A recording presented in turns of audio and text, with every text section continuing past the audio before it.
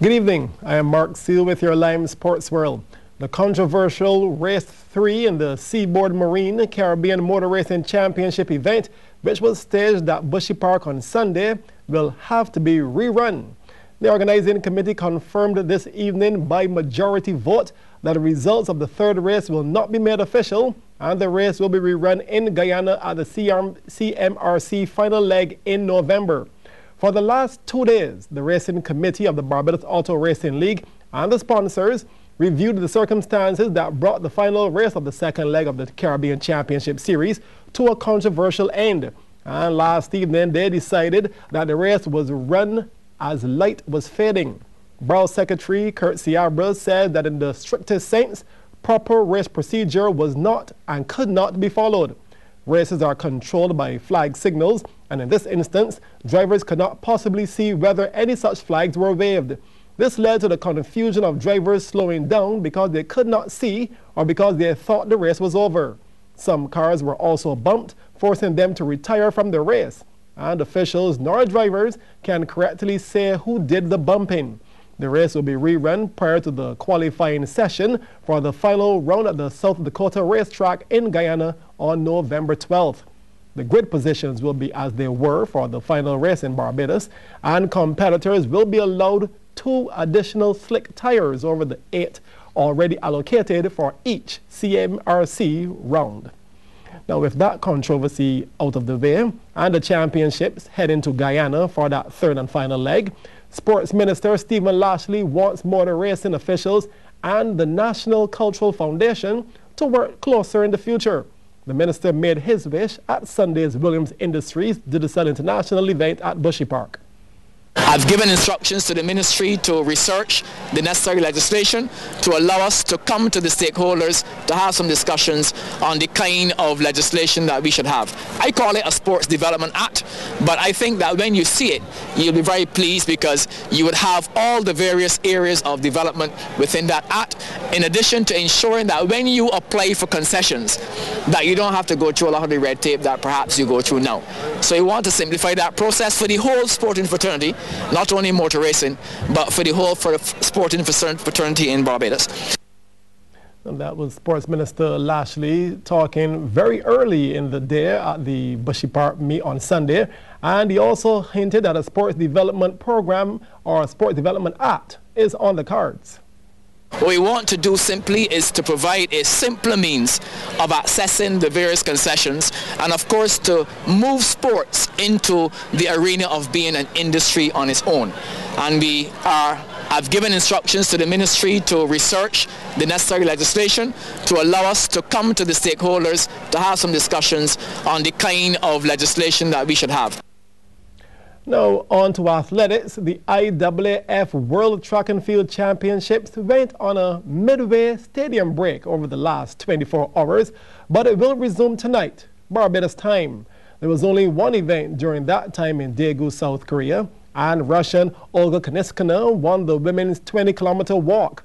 On day 5 of the championships, 26-year-old Kaniskina became the first woman to win 3 successive 20-kilometer walk titles at the World Championships, as she continued a run of success that also saw her become Olympic champion in Beijing back in 2008.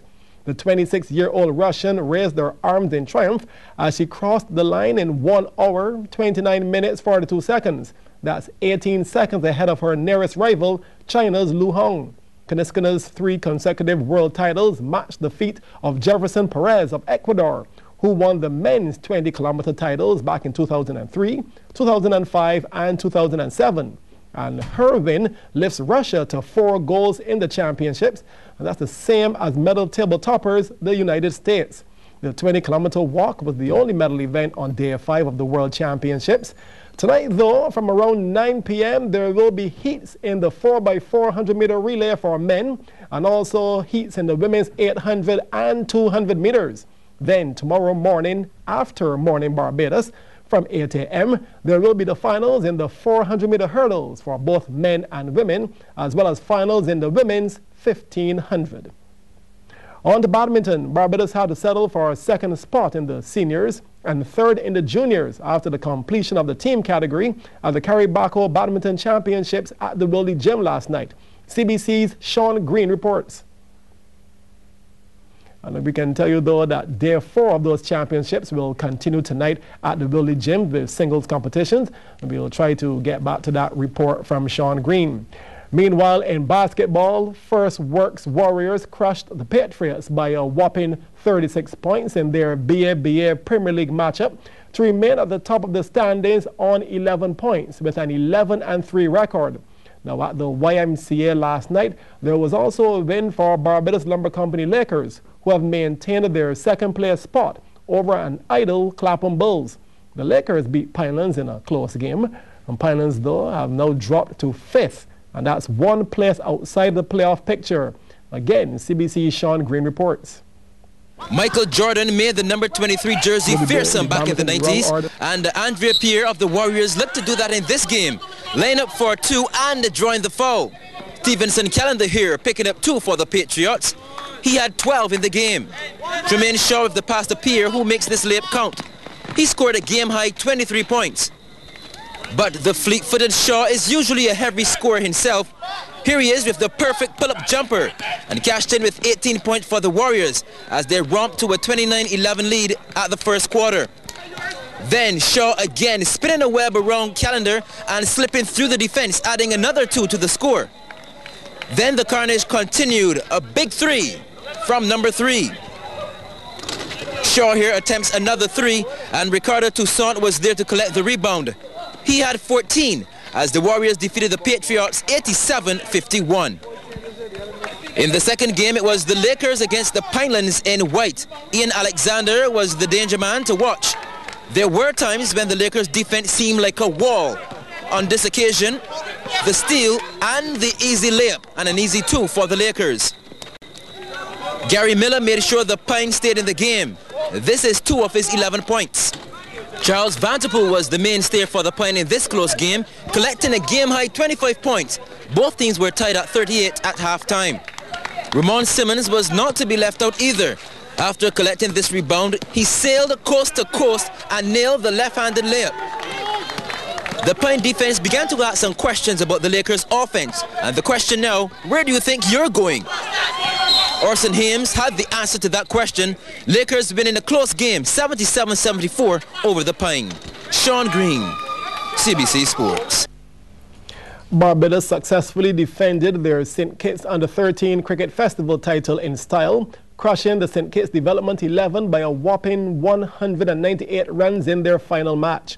Winning the toss and batting first at Connery Sports Complex, Barbados piled up 238 for 5 off 25 overs. Daniel Chesham narrowly missed out on a century when he slammed 97 with 8 fours and 3 sixes, while Nicholas Curtin made 43. In reply, St. Kitts Development 11 struggled to 40 for 6 off their 25, with Hassani Newton taking 2 for 7 and Camry Boyce 2 for 8. Barbados played unbeaten in the tournament to finish with maximum points. Barbados are now champions for the 4th consecutive year, winning the title 9 times overall. Sunday's Sagicor Super Cup final at Kensington Oval brings together 2 teams from opposite ends of the island. From the east, it will be BNB St. Catherine, while hailing from the west is Tele Barbados Carlton. Parties from the 2 sides faced off on 100.7 FM's mid-wicket cricket program last night, and the St. Catherine side noted that their opponents are not to be taken lightly. Over the last 4 years, Carlton has been one of the more consistent teams in Barbados. They're a fantastic group of cricketers. When you look at their team, they're Richards. I think Simmons played in the semi-final. Yeah. There's Kurt Gibson, and the addition of Khalid Springer when he left from Maple. I think that was a big boost to their team, and we know it'll be a challenge, but we are ready for it. Carlton have been doing well in all forms of games for the last 3 to 4 seasons, so we are not going to underestimate them. We know they have a very powerful lineup, a lot of experienced players, and Dale, who have played at the highest level, and Carlo, who have played regional one-day cricket for Barbados for some time now. Have Khalid, who I think is a very good cricketer, but I think that we have the team and the skills to match them, and we are going out there a very confident team. Well, on paper and also by record, the Carlton team is a strong side. with the likes of Dane Currency, Kyle Mayers, Dale Richards, and Trinidadian West Indies player Lendl Simmons all in the mix. But to player and coach Shirley Clarke, St. Catherine is still to be feared. St. Catherine is a good team. Obviously, as I said before, once we can execute our plans Sunday, I think we have a chance to winning. There are guys like Dan Mir and Ahmed Proverbs, in the over 40s who are going out and roughing up bowling. They have been around for a while, and obviously we have to take note and just play accordingly. The Sagicor Super Cup final is set for 9:30 a.m. on Sunday. It will be a 50-over game at Kensington Oval. Radio 94.7 FM will have live coverage. Still in cricket, the Wanderers Cricket Club has honoured two of this island's young outstanding batsmen. West Indies players Kirk Edwards and Craig Brathwaite, who made their international test debut this year, were the two newest cricketers to have their photos hung from the walls of the club at Darrell's Road. Both young men had the privilege of hanging their own photos among the many great pictures that have adorned the clubhouse for many years. Edwards scored 100 on his first test outing for the West Indies against India in Dominica this season, while the prolific Craig Brathwaite, who had his test debut against Pakistan earlier, remains one of the most consistent heavy scorers in youth regional cricket, leading the Barbados under-19 side to the limited overs title in the WICB tournament recently.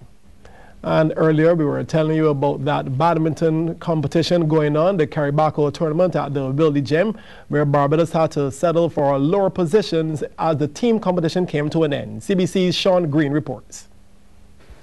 Michaela Carrington and Javon Gaskin in the blue had their hands full when they came up against ULRIC Tony and Crystal Leafmans of Suriname in the white. That smash down the middle goes unanswered. Then Carrington is beaten by this serve from Leafmans. Leafmans also strong to return this serve from Gaskin. The Bajan still collected points as well. This is one of few for the juniors sinking into the backcourt. But that sort of thing didn't happen too often, as Suriname took the mixed juniors double at 21-7, 21-13. Barbados fared a bit better in the seniors, with the pair of Sabrina Scott and Kevin Wood teaming up against Nazar Kubran and Dylan Darmahotio, also of Suriname. Finesse was the name of the game in this play by Wood, but on this one he thought aggression was necessary. And after toying with their opponents in this run of play, Scott decided, okay, I've had enough of this, winning the game for Barbados 21-13, 21-17. Barbadian Dave Ford took on Raiden Cooler of Suriname in the yellow in the men's singles. This was one of the longer rallies in the match, with no one giving anything away. But the Surinamese would make the first error into the net. However, it was a tough game for Ford, and after both men entered the third set at one game apiece, Raidon ended it. The final score, 19-21, 21-13, 18-21 to Suriname. Sean Green, CBC Sports.